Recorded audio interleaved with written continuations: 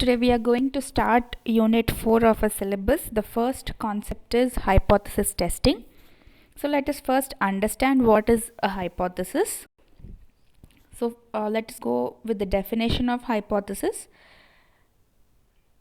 Hypothesis may be defined as a proposition or a set of propositions set forth as an explanation for the occurrence of some specified group of phenomena, either asserted merely as a provisional conjecture to guide some investigation or accepted as highly probable in the light of established facts. Okay, basically it is a proposition or set of propositions. Now in simple words, proposition is a known assumption or a educated guess, a statement which is stated from the available literature. When you are planning to work on research, or when you plan to write an article or write a report, you have to see what work has already been done. So that would be done by review of literature. So when you go through the literature available on that particular subject that you're planning to perform your research on, you should understand till where the other researchers had done their work.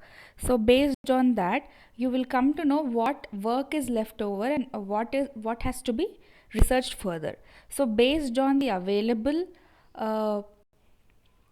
knowledge, you can write a assumption, state an assumption or a proposition which could be accepted or rejected based on the facts, or based if it is a quantitative data that you want to use to either approve or to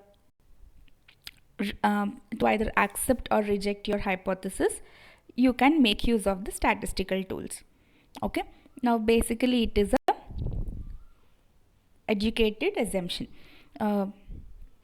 Quite often a research hypothesis is predictive statement capable of being tested by scientific methods that relates to independent variable to some dependent variable. So we have two types of variables. One is dependent and other one is independent variable. We will learn about these variables in the next unit. We will see in detail what is dependent and independent variable, but for the time being, let us remember that there are two kinds of variables. One is dependent and other one is independent, and other one is dependent variable.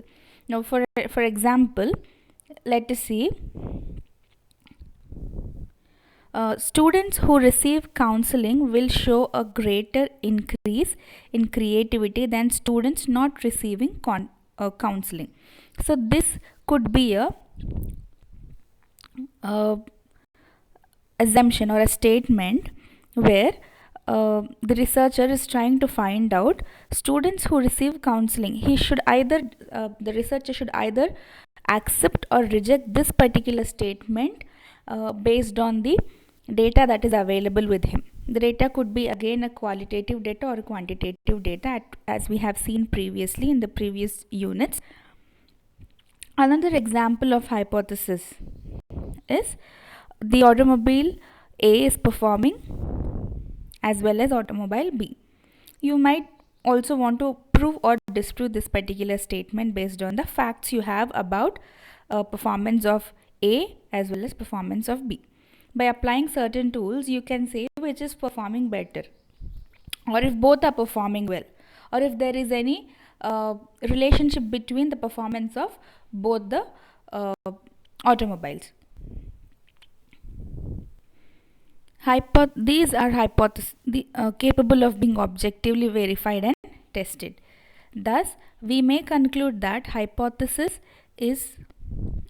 states that what we are looking for, and it is a proposition which can be put to test to determine its validity. Okay, so basically it's a predictive statement. It could be an assumption, an educated assumption which has been made by the researcher, and we have to check for the validity of the of that particular statement. Now, what are the characteristics of hypothesis.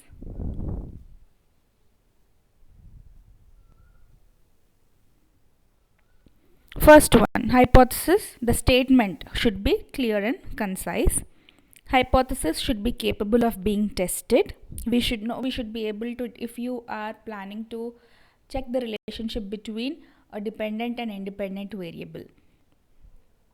Okay, so for example, let us see y is equals to mx plus c.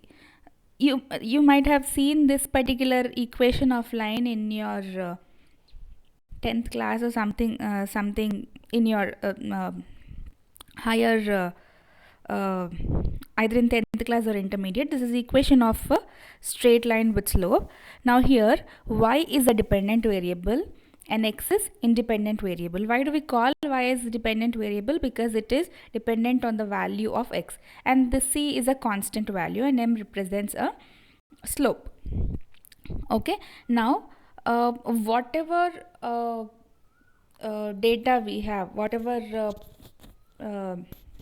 variables we want to check the relationship between, the relationship could be a linear relationship or it could be a non-linear relationship. Basically, for our level, our level of education, we try to see the linear relationship. If there is a linear relationship between y and x, we concise the theoretical concepts into dependent and independent variables, and we will try to check the relationship between the dependent and independent variables that we have defined for our study. So based on the dependence, based on the relationship of the variables, we can either prove or disprove, and the hypothesis should be based on the dependent and independent variables. For example, if I want to check counseling is strongly there is a significant relationship between counseling and creativity of students. Okay, so what I say, y could be my dependent variable where y is creativity, and creativity, I want to check if the creativity is dependent on counseling that a student is receiving. Okay, so I might write a hypothesis telling there is a significant relationship between creativity of the student and the counseling he or she receives. Okay, so in this particular hypothesis, I'm checking if I want to check the validity of two variables, one is dependent and other one is independent, and see if there is a positive relationship, that is the relationship going in a linear fashion. Now this is the linear fashion, x, this is your x-axis, y-axis, and if I draw a line, if the creativity and the counseling are linearly related, positively related, then both of them will move in the same direction. If they are not linearly related, then they might be scattered. We cannot say if they are related or not. Okay, so we will see in detail what is correlation, how to check the relationship, but for the time being, just remember that we will see there are two variables, dependent and independent, and they will be, it will these variables will help us write a better hypothesis. Next one, hypothesis should be should state relationship between variables if it happens to be relational hypothesis. Okay, then hypothesis should be limited in scope and must be specific, should be consistent with most known facts, that is, it must be consistent with the substantial body of established facts. This means what? You have to do a thorough review of literature to understand what variables have been taken by the previous researchers, were they able to prove validities of those validity of the relationship between the variables, or if not, if they were not able to prove, if they have only given the conceptual framework, maybe you could do a validity by considering the dependent and independent variables they have suggested. Then a hypothesis must explain the facts that give rise to the need for explanation. Thus, hypothesis must actually explain what it claims to explain. It should have empirical reference. So In this unit, we are going to see what are various kinds of tests that we could use, statistical tests that we could use when different kinds of data is given to us. So based when you for all the tests that we are going to learn in the future, we are going to write a hypothesis. We are either going to accept or reject the hypothesis. We are either going to prove or disprove the hypothesis that we have written. Okay, so that is nothing but the empirical reference. Empirical means you have to validate using the qualitative or quantitative data. If you are able to do that, then you could have a strong proof telling that strong proof for your results. Then basically you cannot just write one statement for hypothesis. You will need to have two statements. The first one is null hypothesis, second one is alternate hypothesis. So basically null hypothesis is represented by H0 and alternate hypothesis is represented by H1. This is H1. Some people also write alternative hypothesis as HA. Okay, but when we solve problems in future, we are going to consider H0 as null hypothesis and H1 as alternate hypothesis. These are the symbols of the hypothesis. Okay, now consider this example. Suppose we want to test the hypothesis that the population mean is mu is equal to the hypothesis mean mu H0 equal to 100. So we are going to test the population mean mu is equals to the hypothesis mean mu H0, which is equals to 100. So we have to perform a certain statistical test to see if population mu is equals to H0 is equals to 100. That is the alternative hypothesis. That is the null hypothesis, the initial hypothesis. Now the alternate hypothesis should be contradiction of the null hypothesis. Now this particular equal to will have three possibilities. Okay, first one is it could be not equal to, second one is it can be greater than or equal to, or it could be lesser than or equal to. So it has three possibilities. Okay, so our alternate hypothesis could be not equal to mu, not equal to mu naught, equal to 100, or this could be greater than or equal to, or it could be lesser than or equal to. So we have three possible outcomes here.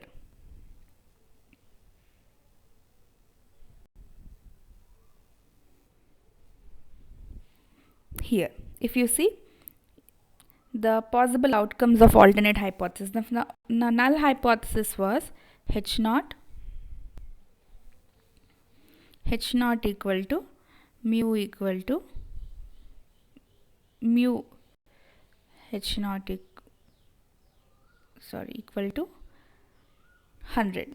So they are telling this is equal to this. Now we represent this as 1 second. This is not equal to, these are just two dots like this, colon. H0 mu is equals to mu H0 equal to 100. So the alternate hypothesis, the first one would be this is not equal to, the population parameter mu is not equal to the hypothesis parameter. Second alternative what we have is mu is greater than mu H0, or mu is less than mu H0. Okay, so we have these three alternatives for H mu equal to mu H0 equal to 100. Okay, so the first alternate hypothesis that we could use is the alternate hypothesis, the population mean is not equal to 100. Second one, the alternate hypothesis is that the population mean is greater than 100. Third one is it is lesser than 100. So we could use these three scenarios for the given first H0. Okay, so this is the basic of hypothesis testing. That is so we have to summarize it. We have seen what is a hypothesis. When you write a hypothesis, it has to be clear, it has to be specific, it has to depend on if you are using any relational variables, you should define the variables clearly. You have to keep in mind the scope of the research. then you will have to understand what empirical data can be used to validate your hypothesis.